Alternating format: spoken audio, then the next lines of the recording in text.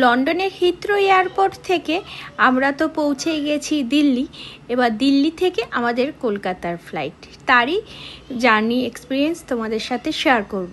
তো দিল্লি এয়ারপোর্টে নেমে প্রথমেই তো আমাদের করতে হবে ইমিগ্রেশন কমপ্লিট করে এখানে কিন্তু আমাদের থ্রু লাগেজ নেই, মানে এখানে আমাদের অলরেডি লাগেজ কালেক্ট করতে হবে। ইমিগ্রেশনে ছিল প্রচুর লাইন, সেখানেও অনেকটা টাইম লাগলো। আর একটা রক্ষা, কারণ এই দিল্লি থেকে আমাদের ফ্লাইটটা অনেকক্ষণ বাদে আছে, মানে 5-6 ঘন্টা ওয়েট করতে হবে, সেই জন্য অত তাড়াহুড়ো করছিলাম না। ইমিগ্রেশনের পর Ridu, you got your yellow one, you lost your yellow one, at last you find it out, yeah? Ridu ওর সুটকেসটা পাচ্ছিল না, বেলটা আসেনি, সবার লাস্টে এসছে আধা ঘন্টা ওয়েট করার পর। তারপরে কি বলো, আমার ইয়েলো পাচ্ছি না, তো তাহলে এইটা আমার হবে।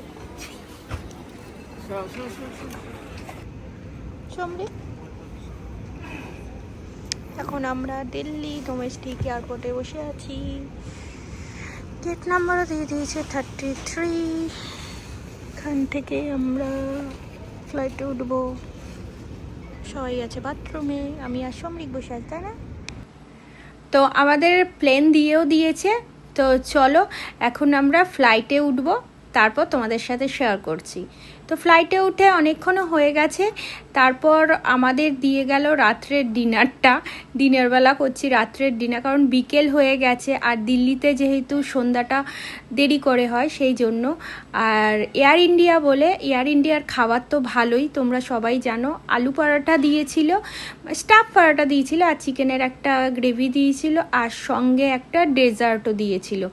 ডেজার্টটা কি আমি বলতে পারবো না, নাম চাই না, কিন্তু খেতে ছিল বেশ ভালো। ওপর দিয়ে চোকো চিপস ছড়ানো ছিল। তো খিদেও পেয়ে গেছে তাড়াতাড়ি, আর পরোটাগুলো এত সফট, আর চিকেনের গ্রেভিটাও কিন্তু দারুণ হয়েছিল।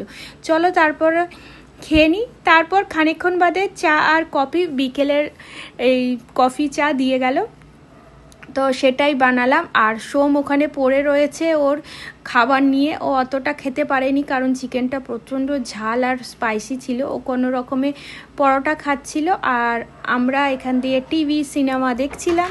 আর খানিকক্ষণের মধ্যে কিন্তু আমরা কলকাতা পৌঁছে যাব। তো তোমার এই বারবার এই টিভি স্ক্রিনটাতে দেখছিলাম জুম করে, এবং জুম ইন জুম আউট করে দেখছিলাম যে আমরা কোন রাস্তায় রয়েছি। আর এই যে এই দিকটা সন্ধে হয়ে আসছে, রাত হয়ে যাচ্ছে, আর পৃথিবীর এই দিকটা কিন্তু এখনও দিন রয়েছে। তো আমরা কোথায় ছিলাম? লন্ডন থেকে কত দূর, কত ঘন্টা জার্নি করে কোথায় এসে পৌঁছলাম।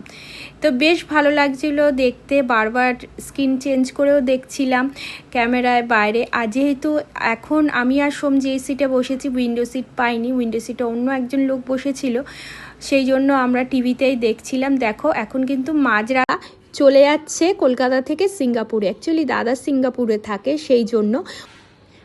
দীর্ঘ 2.5 বছর পর প্লেন থেকে কলকাতার এরকম সুন্দর দৃশ্য দেখে মনটা ভরে গেল। আমরা সবাই ওয়েট করে থাকি প্লেন থেকে কলকাতার এরকম সুন্দর দৃশ্য দেখার জন্য। তো যাই হোক, আর কিছুক্ষণের পরেই আর কি কলকাতার মাটি ছোঁবে প্লেন। আর 2-2.5 ঘন্টা জার্নি করলাম দিল্লি থেকে কলকাতা। বেশ সময়টা খুব কমই কেটে গেল, কারণ এর আগে 9-10 ঘন্টা জার্নি করে এসেছি তো, ইন্ডিয়া থেকে ইংল্যান্ড থেকে দিল্লি পর্যন্ত। যাই হোক, আরও একটা মনে এক্সাইটমেন্ট কাজ করছে, কারণ এয়ারপোর্টে নেমেই আমাদের বাইরে দেখা হবে আমার দাদার সাথে। সবই তোমাদের এই ভিডিওতে শেয়ার করব, কারণ দীর্ঘ 8 থেকে 9 বছর পর আমার সঙ্গে দাদার দেখা হবে। কারণ আমি যখন ইন্ডিয়াতে আসি তখন দাদা বাইরে থাকে, বা দাদা যখন ইন্ডিয়াতে আসে আমি বাইরে থাকি, সেই জন্য দুজনের মধ্যে কারোরই দেখা হয় না। যা কথা হয় ফোনে বা হোয়াটসঅ্যাপে। চলো তোমাদেরকে পুরোটাই শেয়ার করব। এখন আমরা রয়েছি লাগেজ কালেকশন করার জায়গায়। আর দেখতেই পাচ্ছ এখন বাজে ওই 10টা 10:30টার মতো। তো ওখানে ওর বাবা শ্রীনিকা ওরা গেছে ট্রলি আনতে, আর আমরা দাঁড়িয়ে আছি এখানে, কারণ আমাদের হ্যান্ড লাগেজও অনেক, এতজন লোকের হ্যান্ড লাগেজও বিশাল। তো অলরেডি 3খানা ট্রলি আমরা নিয়ে নিয়েছি, 2টো ট্রলিতে তো আর হবে না। তো ওই দিক থেকে হাজব্যান্ড নামিয়ে দিচ্ছে, আর শ্রীনিকা ট্রলি করে নিয়ে আসছে, আর আমি এখানে দাঁড়িয়ে ব্যাগগুলোর সামনে দাঁড়িয়ে রয়েছি। ওই যে ওদিকে দেখতেই পাচ্ছ বড় এক একটা করে নামিয়ে দিচ্ছে, আর আমি অত ভারী ভারী স্যুটকেস নামাতে পারবো না, যা বিশাল ভারী হয়েছে।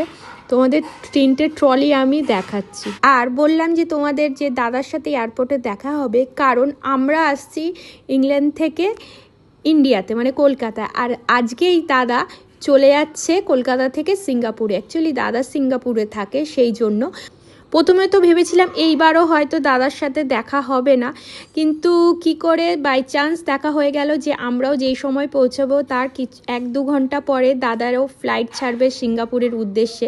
তো ভাবলাম সেই সময়টা এয়ারপোর্টে আমরা দুজনে দেখা করতে পারবো। চলো তাহলে দেখে নি দাদার সাথে।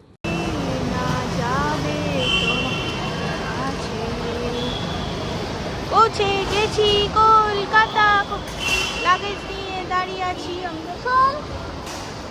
আমরা এখানে লাগেজ নিয়ে দাঁড়িয়ে আছি, ওয়েট করছি। কোথা দিয়ে আসলে?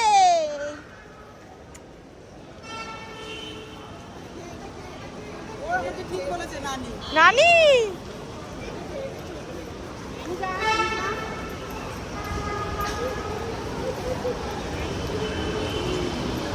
এই তো কেনিশা।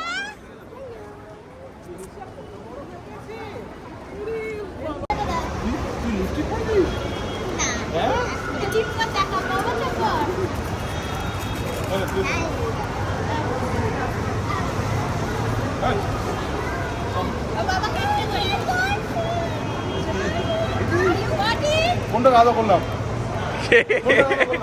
ঋতুকে ওটাকে করিস নি।